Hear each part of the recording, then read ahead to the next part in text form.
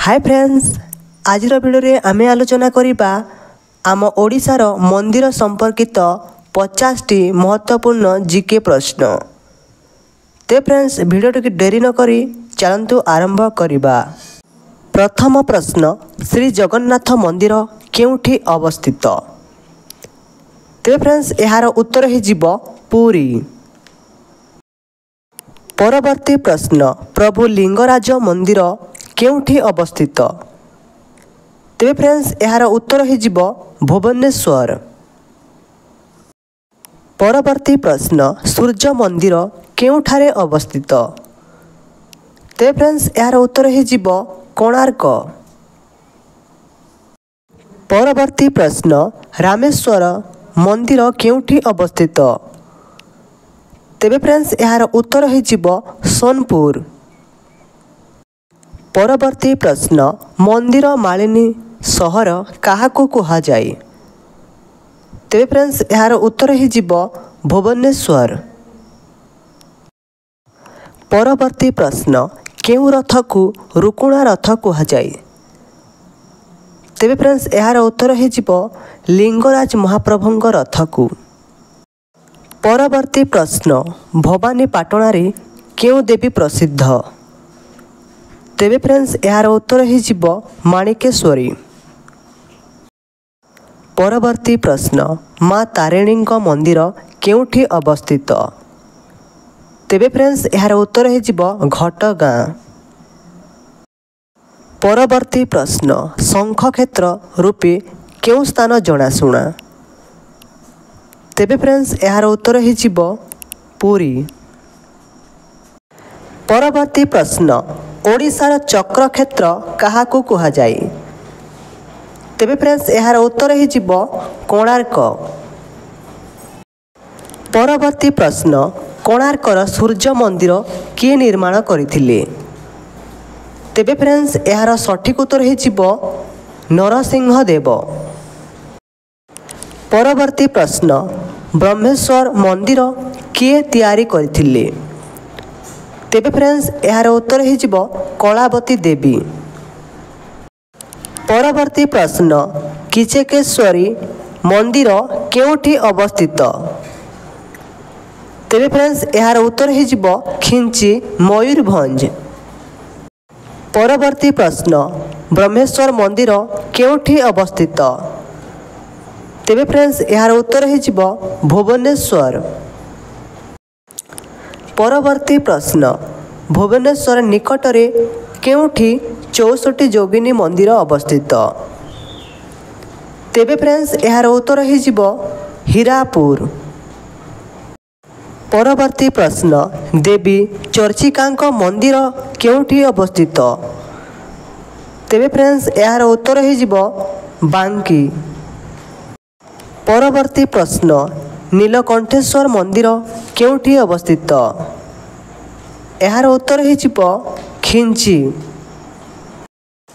परवर्ती प्रश्न, किए जगन्नाथ मंदिरर मुक्ति मंडप तैयारी करथिले? तेरे फ्रेंड्स यार उत्तर ही जीवो प्रतापरुद्र देव। परवर्ती प्रश्न, कोणार्क मंदिर रे केतोटी घोड़ा और चक अछि?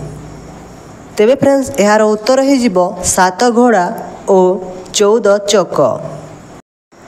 परवर्ती प्रश्न, भुवनेश्वर सर्वपुरातन मंदिर किए? तेरे फ्रेंड्स यार उत्तर ही जीवो परशुरामेश्वर मंदिर। परवर्ती प्रश्न, माणिकेश्वरी मंदिर केउठारे अवस्थित? तेरे फ्रेंड्स यार उत्तर ही जीवो भवानी पाटणा। परवर्ती प्रश्न, अखंडलमणि मंदिर केउठारे अवस्थित? तेरे फ्रेंड्स यार उत्तर ही जीवो अरडी भद्रक। परवर्ती प्रश्न, माँ मंगलांक मंदिर केउठी अवस्थित? तेरे फ्रेंड्स यार उत्तर ही जीवो काकटपुर। परवर्ती प्रश्न, तुलसी क्षेत्र काहाकू कुहा जाए? तेरे फ्रेंड्स यार उत्तर ही जीवो केन्द्रापड़ा। परवर्ती प्रश्न, जाजपुर काहींकी प्रसिद्ध? ତେବେ ଫ୍ରେଣ୍ଡସ୍ ଏହାର ଉତ୍ତର ହୋଇଯିବ ମା ବିରଜାଙ୍କ ପାଇଁ। ପରବର୍ତ୍ତୀ ପ୍ରଶ୍ନ, ଚନ୍ଦ୍ରଶେଖର ମନ୍ଦିର କେଉଁଠି ଅବସ୍ଥିତ? ତେବେ ଫ୍ରେଣ୍ଡସ୍ ଏହାର ଉତ୍ତର ହୋଇଯିବ କପିଳାସ। ପରବର୍ତ୍ତୀ ପ୍ରଶ୍ନ, କେଉଁ ସ୍ଥାନ ସୋମତୀର୍ଥ ରୂପେ ପରିଚିତ? ତେବେ ଫ୍ରେଣ୍ଡସ୍ ଏହାର ଉତ୍ତର ହୋଇଯିବ ରାଣୀପୁର ଝରିଆଲ। ପରବର୍ତ୍ତୀ ପ୍ରଶ୍ନ, ବିରୁପାକ୍ଷ ମନ୍ଦିର କେଉଁଠି ଅବସ୍ଥିତ? ତେବେ ଫ୍ରେଣ୍ଡସ୍ ଏହାର ଉତ୍ତର ହୋଇଯିବ ଚକପାଦ ଫୁଲବାଣୀ। ପରବର୍ତ୍ତୀ ପ୍ରଶ୍ନ, ପଞ୍ଚରଥ ମନ୍ଦିର କେଉଁଠି ଅବସ୍ଥିତ? ତେବେ ଫ୍ରେଣ୍ଡସ୍ ଏହାର ଉତ୍ତର ହୋଇଯିବ ସୋନପୁର। ପରବର୍ତ୍ତୀ ପ୍ରଶ୍ନ, ବଲାଙ୍ଗୀର ଜିଲ୍ଲାର କେଉଁଠି 64 ଯୋଗିନୀ ମନ୍ଦିର ଅଛି? ତେବେ ଫ୍ରେଣ୍ଡସ୍ ଏହାର ଉତ୍ତର ହୋଇଯିବ ରାଣୀପୁର ଝରିଆଲ। ପରବର୍ତ୍ତୀ ପ୍ରଶ୍ନ, ଦେବୀ ସିଦ୍ଧ ଭୈରବୀ ମନ୍ଦିର କେଉଁଠାରେ ଅବସ୍ଥିତ? ତେବେ ଫ୍ରେଣ୍ଡସ୍ ଏହାର ଉତ୍ତର ହୋଇଯିବ ମନ୍ତ୍ରିଡ଼ି ଗଞ୍ଜାମ। ପରବର୍ତ୍ତୀ ପ୍ରଶ୍ନ, ରାଜାରାଣୀ ମନ୍ଦିର କିଏ ନିର୍ମାଣ କରିଥିଲେ? ତେବେ ଫ୍ରେଣ୍ଡସ୍ ଏହାର ଉତ୍ତର ହୋଇଯିବ ସପ୍ତେଶ୍ୱର ଦେବ। ପରବର୍ତ୍ତୀ ପ୍ରଶ୍ନ, କୋଣାର୍କ ମନ୍ଦିରକୁ କେତେ ଜଣ କାରିଗର ତିଆରି କରିଥିଲେ? ତେବେ ଫ୍ରେଣ୍ଡସ୍ ଏହାର ଉତ୍ତର ହୋଇଯିବ 1200 କାରିଗର। ପରବର୍ତ୍ତୀ ପ୍ରଶ୍ନ, ଜଗନ୍ନାଥ ମନ୍ଦିରର ଉଚ୍ଚତା କେତେ? ତେବେ ଫ୍ରେଣ୍ଡସ୍ ଏହାର ଉତ୍ତର ହୋଇଯିବ 120 ଫୁଟ। ପରବର୍ତ୍ତୀ ପ୍ରଶ୍ନ, ଜଗନ୍ନାଥ ମନ୍ଦିର କିଏ ତିଆରି କରିଥିଲେ? ତେବେ ଫ୍ରେଣ୍ଡସ୍ ଏହାର ଉତ୍ତର ହୋଇଯିବ ଚୋଡ଼ଗଙ୍ଗ ଦେବ। ପରବର୍ତ୍ତୀ ପ୍ରଶ୍ନ, କୋଣାର୍କ ମନ୍ଦିରର ଉଚ୍ଚତା କେତେ? ତେବେ ଫ୍ରେଣ୍ଡସ୍ ଏହାର ଉତ୍ତର ହୋଇଯିବ 130 ଫୁଟ। ପରବର୍ତ୍ତୀ ପ୍ରଶ୍ନ, କେତେ ଖ୍ରୀଷ୍ଟାବ୍ଦରେ କୋଣାର୍କ ମନ୍ଦିର ନିର୍ମାଣ ହୋଇଥିଲା? ତେବେ ଫ୍ରେଣ୍ଡସ୍ ଏହାର ଉତ୍ତର ହୋଇଯିବ 1238 ଖ୍ରୀଷ୍ଟାବ୍ଦରେ।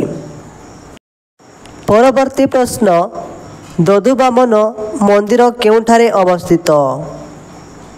ତେବେ ଫ୍ରେଣ୍ଡସ୍ ଏହାର ଉତ୍ତର ହୋଇଯିବ ଭଟଳି ବରଗଡ଼। ପରବର୍ତ୍ତୀ ପ୍ରଶ୍ନ, ଝଙ୍କଡ଼ କାହିଁକି ପ୍ରସିଦ୍ଧ? ତେବେ ଫ୍ରେଣ୍ଡସ୍ ଏହାର ଉତ୍ତର ହୋଇଯିବ ମା ଶାରଳା ମନ୍ଦିର ପାଇଁ। ପରବର୍ତ୍ତୀ ପ୍ରଶ୍ନ, କ୍ଷୀରଚୋରା ଗୋପୀନାଥ ମନ୍ଦିର କେଉଁଠି ଅବସ୍ଥିତ? ତେବେ ଫ୍ରେଣ୍ଡସ୍ ଏହାର ଉତ୍ତର ହୋଇଯିବ ରେମୁଣା ବାଲେଶ୍ୱର। ପରବର୍ତ୍ତୀ ପ୍ରଶ୍ନ, କାଳିଜାଇ ମନ୍ଦିର କେଉଁଠି ଅବସ୍ଥିତ?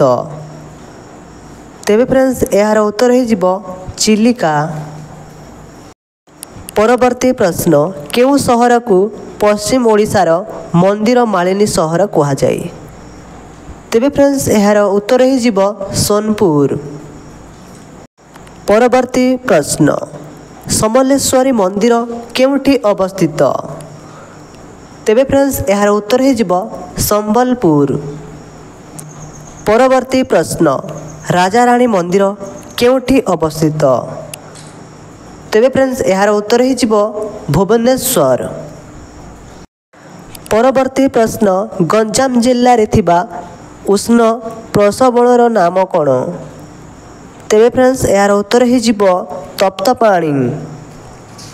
ପରବର୍ତ୍ତୀ ପ୍ରଶ୍ନ, ଓଡ଼ିଶାରେ ଇଟାରେ ତିଆରି ସବୁଠାରୁ ବଡ଼ ମନ୍ଦିରର ନାମ କ'ଣ? ତେବେ ଫ୍ରେଣ୍ଡସ୍ ଏହାର ଉତ୍ତର ହୋଇଯିବ ଇନ୍ଦ୍ରରଥ ମନ୍ଦିର। ପରବର୍ତ୍ତୀ ପ୍ରଶ୍ନ, କେଉଁ ସ୍ଥାନକୁ ଓଡ଼ିଶାର କାଶ୍ମୀର କୁହାଯାଏ? ତେବେ ଫ୍ରେଣ୍ଡସ୍ ଏହାର ଉତ୍ତର ହୋଇଯିବ ଦାରିଙ୍ଗବାଡ଼ି। ପରବର୍ତ୍ତୀ ପ୍ରଶ୍ନ, ମତ୍ସ୍ୟତୀର୍ଥ କାହାକୁ କହନ୍ତି? ତେବେ ଫ୍ରେଣ୍ଡସ୍ ଏହାର ଉତ୍ତର ହୋଇଯିବ ଡୁଡୁମା ଜଳପ୍ରପାତ। ତେବେ ଫ୍ରେଣ୍ଡସ୍ ଆଜିର ଶେଷ ପ୍ରଶ୍ନ ଆପଣମାନେ କମେଣ୍ଟ ମାଧ୍ୟମରେ ଦେବେ। ପ୍ରଶ୍ନଟି ହେଲା, ଓଡ଼ିଶାର କେଉଁ ସ୍ଥାନକୁ ସ୍ୱର୍ଣ୍ଣ ତ୍ରିଭୁଜ ବୋଲି କୁହାଯାଏ? ଏହି ପ୍ରଶ୍ନର ଉତ୍ତର ଯେଉଁମାନେ ବି ଜାଣିଛନ୍ତି କମେଣ୍ଟ ମାଧ୍ୟମରେ ନିଶ୍ଚୟ ଜଣାନ୍ତୁ।